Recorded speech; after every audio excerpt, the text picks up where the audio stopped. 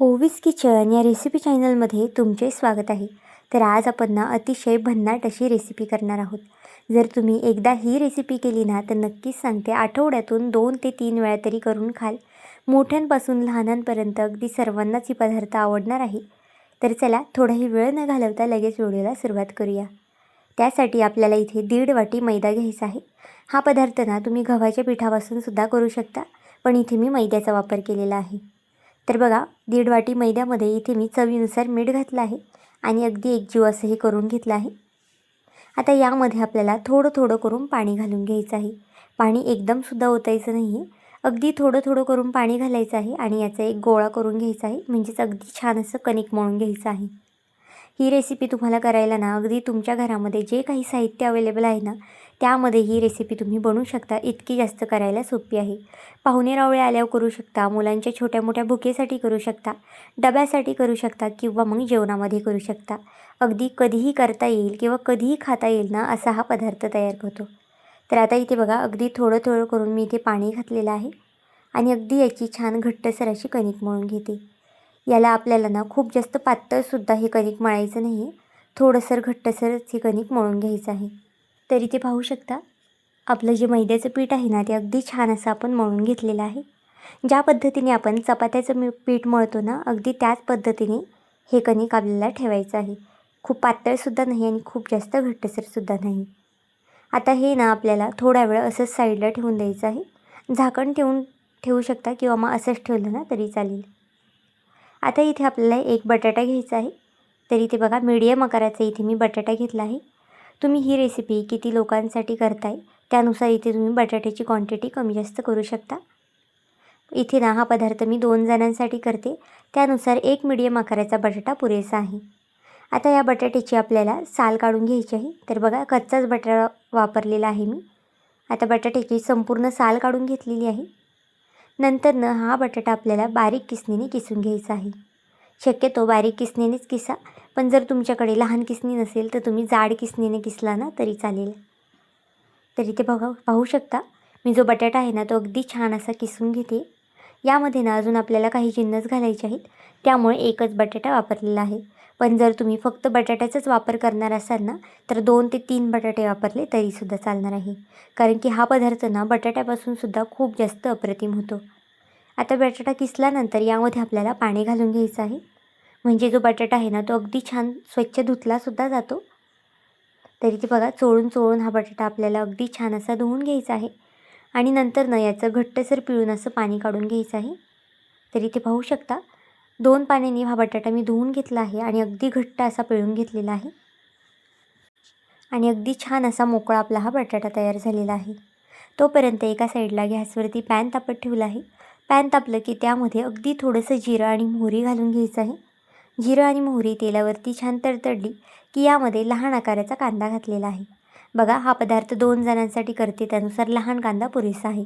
पण जर तुम्ही जास्त लोकांसाठी करत असाल तर कांद्याचं प्रमाणसुद्धा तुम्ही इथे वाढवू शकता.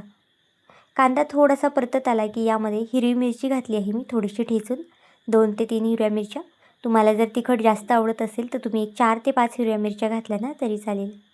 अगदी थोडंसं आलं घातलं आहे किसून. अद्रक लसणाची पेस्ट अवेलेबल असेल तर तीसुद्धा यामध्ये तुम्ही ॲड करू शकता.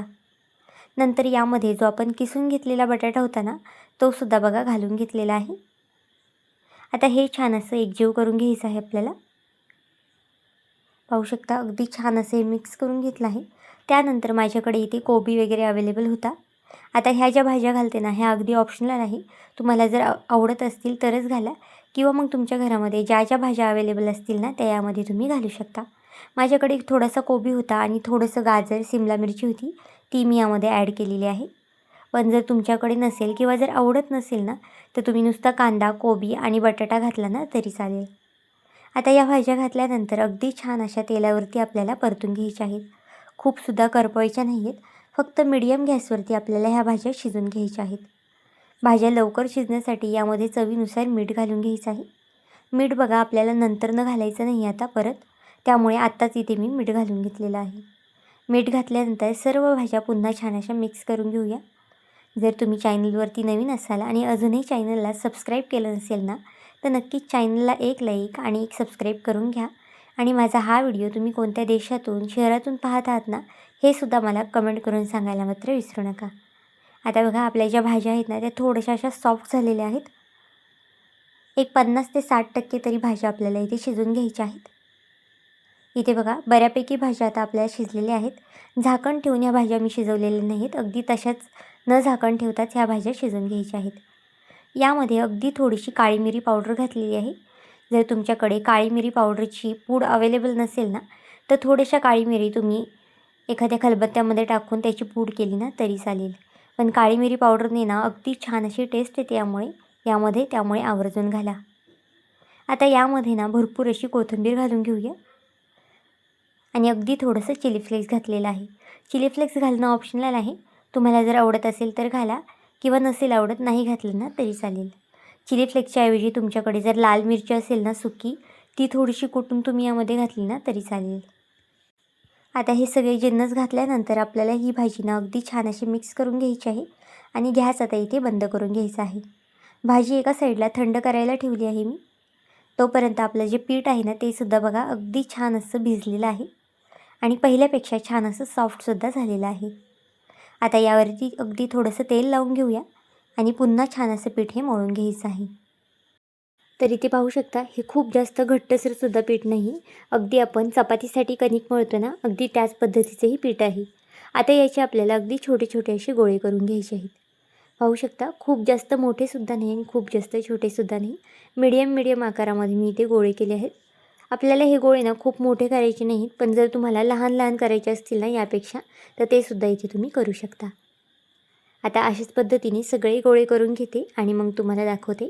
तोपर्यंत जर तुम्ही अजूनही चॅनलला सबस्क्राईब केलं नसेल, लाईक केलं नसेल, तर नक्कीच एक लाईक आणि एक सबस्क्राईब करून घ्या. कारण की तुमचं एक लाईक, एक सबस्क्राईब हे नवीन यूट्यूबरसाठी खूप जास्त मोलाचं असतं. तसाच माझा हा व्हिडिओ कोणत्या देशातून, शहरातून पाहत आहात ना, हे सुद्धा मला कमेंट करून सांगायला विसरू नका. आता इथे सगळे गोळे एका साईडला करून घेतले आहेत.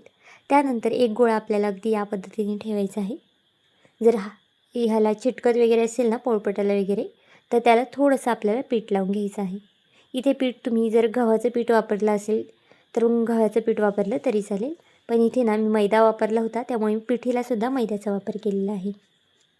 आता आपल्याला अगदी चपातीसारखं पातळ करायचं नाही, थोडंसं जाडसरच हे ठेवायचं आहे. पाहू शकता अगदीच कडेपर्यंत आपल्याला हे लाटून घ्यायचं आहे आणि हे थोडं थोडं जाडसर ठेवलेलं आहे मी. खूप जास्त पातळसुद्धा याची पोळी करून घेतली नाही. आता अशाच पद्धतीने सगळ्या चपात्याच्या पोळ्या करून घेतल्या आहेत एका साईडला. आता एक पोळी इथे घेतलेली आहे पाहू शकता. आता यावरती जे आपण सारण सुरुवातीला करून ठेवलं होतं ना, ते यावरती टाकून घ्यायचं आहे आपल्याला. सारण जे आहे ना, हे मी थंड करून घेतलं होतं. गरम सारणचा इथे आपल्याला वापर करायचा नाही. नंतर ना याच्या ज्या कडा आहेत ना, त्या अगदी या पद्धतीने आपल्याला जुळून घ्यायच्या आहेत. आपण नेहमी ज्या पद्धतीने मोदक वगैरे करतो ना, अगदी त्याच पद्धतीने याच्या आपल्याला कडा जुळवून घ्यायच्या आहेत.